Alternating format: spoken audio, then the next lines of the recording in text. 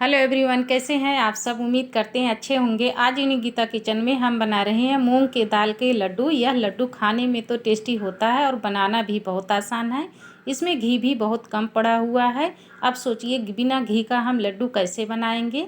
तो फिर लड्डू बना करके हम घर में रख सकते हैं और कुछ फंक्शन हुआ छोटा मोटा तो हम उसे अपने हाथों से बना करके सबको खिला भी सकती हैं। बाहर के मिठाइयों में कितने मिलावट रहती हैं ये सभी लोग जानते हैं। अगर हम घर में बनाते हैं तो एकदम नेचुरल तरीके से बनाते हैं और स्वास्थ्य भी अच्छा रहता है।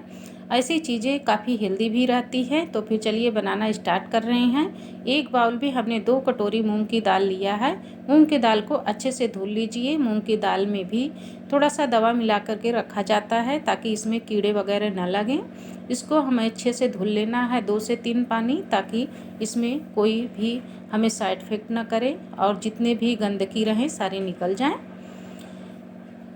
इसे धुलने में 2 फ़ायदे होते हैं। एक तो यह धूल मिट्टी गंदगी जो रहती है वह निकल जाती है और यह सॉफ्ट भी हो जाता है। जब हम इसे भूनते हैं तो हल्का सा यह नरम हो जाता है। इसे हमें सुखवाना नहीं है। हमारी सूखी हुई दाल है, बस इसे हम भिगाए हैं। अच्छे से इसे जब हम धुल लेते हैं तो इसे पंखे के नीचे या फिर टॉवल में अच्छे से पोंछ लेंगे और 10 मिनट तक इसे सूखने देंगे। सूखने के बाद ही इसका आगे का प्रोसेस करेंगे। हम इसको 2 से 3 पानी धुल रहे हैं और जितनी बार हम धुल रहे हैं आप देख रहे हैं इसमें से थोड़ा थोड़ा गंदा पानी निकल रहा है। इसे 2 से 3 बार धुल लेंगे तो यह दाल बहुत अच्छी साफ़ हो जाएगी और इसमें शाइनिंग भी आ जाती है। 2 से 3 बार हमने धुल लिया है। अब इसे छन्नी से छानेंगे ताकि इसका सारा पानी निकल जाए और दाल हमारी बचे। जब सारा पानी निकल जाता है तब इसे हमें कपड़े पर फैलाना होगा। इसे छन्नी से छान लीजिए और अगर ज़्यादा मात्रा में बना रहे हैं तो बड़ी छन्नी ले लीजिए।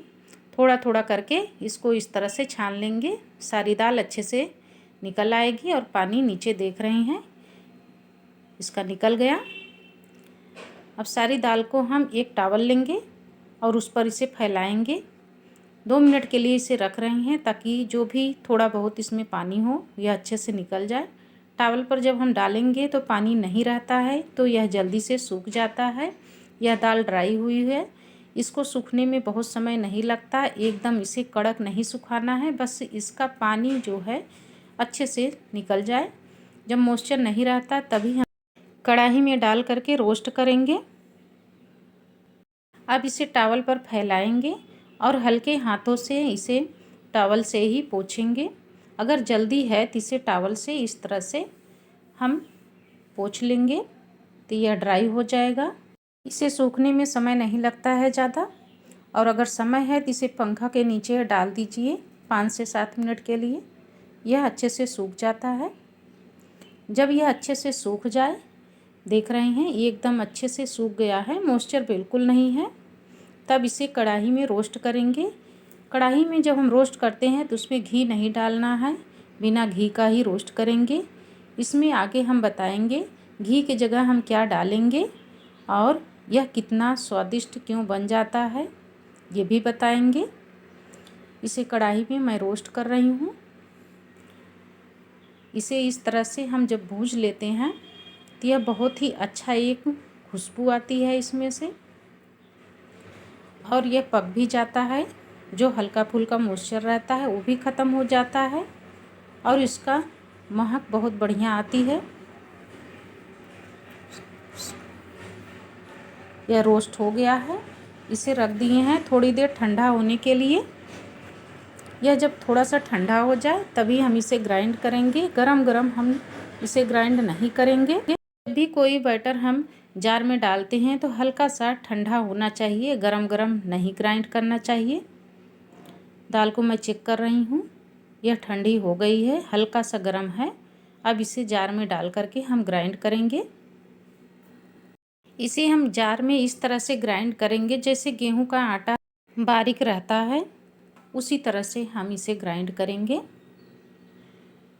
यह ग्राइंड जब हो जाता है तो बहुत ही बढ़िया बनता है। अगर दानेदार बना रहे हैं तो दानेदार में सबसे अच्छा इसका हलवा बनता है। मैंने वीडियो में डाला है और इसे देख सकते हैं।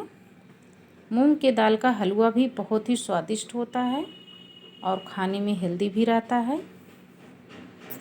थोड़ा थोड़ा करके सारे मूंग की दाल को मैंने ग्राइंड कर लिया। अब मैं इसे चेक कर रही हूँ, यह बहुत ही बारीक ग्राइंड हुआ है। यह रोस्ट होने के बाद बहुत ही अच्छे से और जल्दी से ग्राइंड हो जाता है। इसे एक छन्नी ले लीजिए और उसी में डाल करके इसे छान लीजिए। छन्नी में लगाना ऑप्शनल रहता है क्योंकि हमें डर रहता है कोई छोटा बड़ा टुकड़ा इसमें दाल का ना हो, इसलिए छन्नी लगा रहे हैं। और वैसे जब हम ग्राइंड करते हैं तो यह बहुत ही बारीक ग्राइंड हो जाता है। थोड़ा बहुत इसमें टुकड़ा जो निकलता है उसी को इसे छानना रहता है। यह छानने के बाद और ही बारीक लगता है।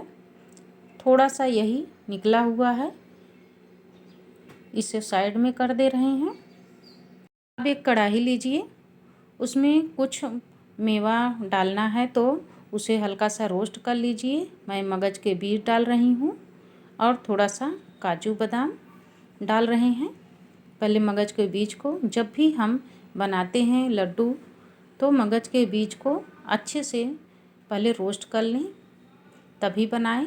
ऐसे सीधा नहीं डालना चाहिए, जब हम सीधा डाल देते हैं तो लड्डू हमारा ख़राब हो जाएगा। इसको इस तरह से रोस्ट करने के बाद बहुत ही क्रंची बन के तैयार होता है। इसी तरह से यह रोस्ट हो गया है। इसमें थोड़ा सा काजू और बादाम के टुकड़े हैं, इसको भी हल्का सा रोस्ट कर रहे हैं। अभी मैंने घी नहीं डाला है, आपने देखा होगा। अब इसके बाद मैं घी डाल रही हूँ। इन सबको निकालने के बाद 2 चम्मच घी है, बहुत ज़्यादा घी भी नहीं है। मैंने पहले ही वीडियो में बताया था, मैं आज के वीडियो में मूंग का लड्डू बनाऊंगी, उसमें घी की मात्रा बहुत कम रहेगी लेकिन खाने में घी से भी ज़्यादा स्वादिष्ट होगी। जो मैंने ग्राइंड किया था मूंग की दाल, अब इसको इसमें ऐड कर दिए और इसे हल्के आंचों में अच्छे से भूंज लेंगे। इसे जब भी हम भूंजते हैं आंच बहुत फास्ट नहीं होना चाहिए। मूंग की दाल बहुत ही नाजुक होती है और बहुत जल्दी पक भी जाती है, इसलिए जिस तरह से यह नाजुक है उसी तरह से हमें हल्के आंच में इसे पकाना है। अगर हम आंच ज़्यादा कर देंगे तो दाल हमारी ऊपर से जल जाएगी और यह कच्चा रह जाएगा, तब हमें टेस्ट लड्डू का अच्छा नहीं आएगा। इसलिए इसे आराम से हल्के आंच में पकाएं। पकाने के बाद इसका कलर देख रहे हैं चेंज हो गया है। इसी तरह से हमें कलर चाहिए। मूंग के दाल को जब हम अच्छे से रोस्ट कर लेते हैं तो यह बहुत ही अच्छा कलर आ जाता है इसमें, यही कलर इसमें चाहिए। और कुछ लोग इसमें कलर भी डालते हैं, हल्दी भी डालते हैं, लेकिन मैं इसे एकदम नेचुरल तरीके से बना रही हूँ। न इसमें हल्दी डाला गया है और न ही कलर, यह काफ़ी अच्छा कलर इसमें आ गया है। अब इसमें दूध की मलाई डाल रहे हैं। पहले ही बताया था मैं घी नहीं डालूँगी, जो दूध की मलाई रहती है बस वही डाल करके इसे अच्छे से भूजना है। ये मलाई मैंने 2-3 दिन का रखे थे फ्रिज में थोड़ा थोड़ा करके।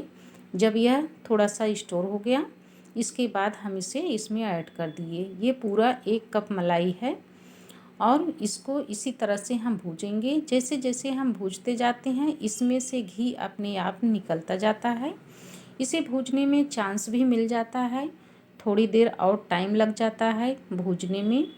जो मूंग की दाल है उसको भूजते भूजते हमें 10 मिनट हो गया है। यह जैसे जैसे मेल्ट होता जा रहा है और हमारी दाल अच्छे से देख रहे होंगे हल्का हल्का गीला हो गया है। यह घी है जो मलाई से निकल रहा है, उसे इस तरह से हम रोस्ट करते हैं। मूंग का आटा जलता नहीं है और बहुत ही आराम से यह अच्छे से भूज लेते हैं। इसमें बहुत बढ़िया खुशबू भी आने लगती है। सारी मलाइयाँ अच्छे से गल गई है। इसे 5 मिनट और हम भूजेंगे ताकि इसमें घी अच्छे से ऊपर आ जाए। जब घी इसमें ऊपर आ जाता है तभी हमारे लड्डू बढ़िया से बनकर तैयार होता है।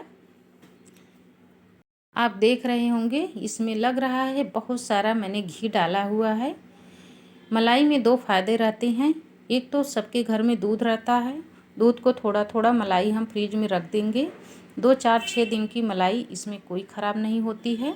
और इसे अच्छे से हम जब भूज लेते हैं हमारे लड्डू भी अच्छे से फ्रीज में रख देंगे और बहुत ही आराम से खाएंगे। यह लड्डू खाने में तो टेस्टी होता ही है और मलाई की वजह से यह बिगड़ता नहीं है। इसे हम अच्छे से भूंजते भूंजते इसमें से घी निकाल लेते हैं।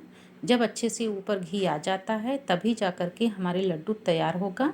जब तक इसमें घी ऊपर नहीं आ जाता तब तक हम इसे इसी तरह से हल्के आंचों में भूंजते रहेंगे। हम मलाई को चेक करते रहते हैं कि अच्छे से यह मेल्ट हो गई है और घी ऊपर आ गया है। हमें जो मूंग का आटा है उसे नहीं चेक करना है, बस इसी को चेक करना है। यह जब अच्छे से घी ऊपर आ जाता है आटा हमारा बहुत बढ़िया रोस्ट हो जाता है। इसे भूनने में बहुत अच्छी खुशबू आने लगी है। अब इसे हम 2 से 3 मिनट और भूजेंगे। सबसे ख़ास बात यही रहता है, मूंग का लड्डू बनाएं तो इसे बहुत अच्छे से घी में या मलाई में अच्छे से भूंज लें। जितना अच्छा हम भूंजते हैं उतनी अच्छी इसमें खुशबू आती है। यह अच्छे से पक गया है। इसे 5 मिनट ठंडा होने दे रहे हैं। उसके बाद जो मगज के बीज था उसको डाल देंगे, थोड़ा सा ड्राई फ्रूट और 1 चम्मच इलायची पाउडर उसे भी डाल देंगे। सारी चीज़ें डाल करके अच्छे से हम फिर इसे मिला लेंगे। इस तरह से मिलाने के बाद तब हम इसमें चीनी डालेंगे। चीनी मार्केट में आराम से मिल जाती है लड्डू बनाने के लिए। जब आप मार्केट में जाएंगे तो और कहेंगे चीनी का बुरादा दे दीजिए, तो चीनी का बुरादा छोटे छोटे कण में रहते हैं, बारीक मिल जाते हैं। अगर नहीं है तो आप घर में ही हल्का सा चीनी को ग्राइंड कर लीजिए, वह छोटे छोटे टुकड़े में हो जाते हैं। उसके बाद इसको डालिए, न कि इसमें खड़ी चीनी डालिए और न बहुत पीसी हुई चीनी, क्योंकि इसमें हल्का सा दरदरापन रहता है तभी लड्डू अच्छा बनता है। मैंने इसमें 2 कटोरी मूंग की दाल का बनाया है लड्डू और 2 कटोरी इसमें चीनी पड़ जाता है। मेजरमेंट बहुत ही आराम से बनता है, जितना हमारा मूंग की दाल है उतना इसमें चीनी पड़ता है। मीठा अगर कम पसंद हो तो इसमें 1.5 कटोरी डाल दीजिए शुगर। इससे भी लड्डू बहुत अच्छा बन के तैयार होता है, हल्का सा मीठा रहेगा। और अगर बराबर मात्रा में चाहिए तो इसमें 2 कटोरी, इसका नाप यही है, जितना हमारी दाल है उतना हमें चीनी डालना है। अब ये सारी चीज़ें अच्छे से हो गई मिक्स। अब इसे 2 मिनट ठंडा करेंगे, अभी बहुत गर्म है। अब इसके बाद हम इसे लड्डू बनाएंगे। लड्डू बनाना बहुत ही आसान है, इसको बहुत ही सॉफ्ट और नरम है। इसमें घी आप देख रहे होंगे पिघला हुआ है और इसको हम जब बनाते हैं तो इसमें पिघलना नहीं चाहिए। चीनी का ध्यान दें, चीनी बहुत ज़्यादा अगर मूंग की दाल गर्म है तो मत डालिए, थोड़ा सा ठंडा होने दीजिए उसके बाद डालिए। और अगर ज़्यादा ठंडा कर देंगे तब भी हमारी लड्डू नहीं बन पाएगी। इसे हम जब डाल देते हैं चीनी, हल्का सा यह घुल जाता है, तभी हमें फटाफट लड्डू को बनाना है। अगर हम इसे ठंडा करके बनाएंगे तो यह अच्छे से बंधेगा नहीं और बहुत ज़्यादा गर्म करके डालेंगे तो यह पिघल जाएगा, तब भी हमारी लड्डू नहीं बन पाएगी। इसलिए हल्का गुनगुना में ही यह लड्डू फटाफट बांध लीजिए और बहुत जल्दी से यह बन जाता है, समय भी नहीं लगता। कैसे बनाएं लड्डू, बन पाएगा या नहीं बन पाएगा, लेकिन कोई दिक्कत नहीं है, एक बार ट्राई तो कीजिए, बहुत ही आराम से यह लड्डू बन जाता है। और अगर मलाई के जगह आप घी डालना चाहते हैं तो घी भी डाल सकते हैं। घी में लड्डू तो बनता ही है, मैंने घी न रहने के कारण इसको बताया है। जब भी हमारे घर में घी न रहे तो हम इस तरह से लड्डू बना करके स्टोर करके रख सकते हैं और यह ख़राब भी नहीं होता है, क्योंकि हम इसमें दूध नहीं डाले हैं, केवल मलाई को ही अच्छे से भूंजे हुए हैं और इसमें से घी अपने आप निकल आया है। और इसका एक बार बनाएंगे तो आप बार बार बनाने का मन कहेगा। इसे ढेर सारे स्टोर करके भी रख सकते हैं और प्लेट में भी रख सकते हैं। यदि वीडियो अच्छी लगी हो तो लाइक और सब्सक्राइब कर दीजिए और एंजॉय कीजिए। एक बार लड्डू को बनाइए और खाइए, कमेंट करके बताइए आपके लड्डू कैसे बने हुए हैं। धन्यवाद।